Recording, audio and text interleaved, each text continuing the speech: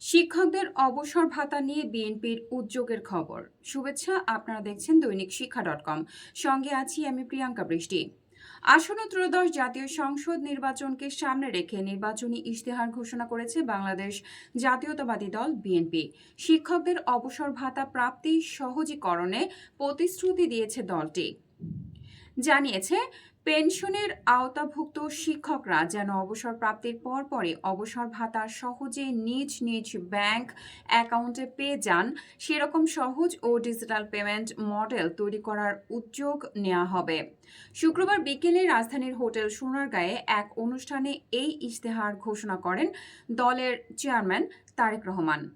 ইশতেহারে রাষ্ট্র পরিচালনা, অর্থনীতি, শিক্ষা, স্বাস্থ্য, কর্মসংস্থান সহ বিভিন্ন খাতের সংস্কার ও উন্নয়নের প্রতিশ্রুতি তুলে ধরা হয়েছে। শিক্ষা খাতে দেওয়া হয়েছে বিশেষ গুরুত্ব। দৈনিক শিক্ষা.com এর ইউটিউব চ্যানেলটি সাবস্ক্রাইব করতে ভুলবেন না। ধন্যবাদ।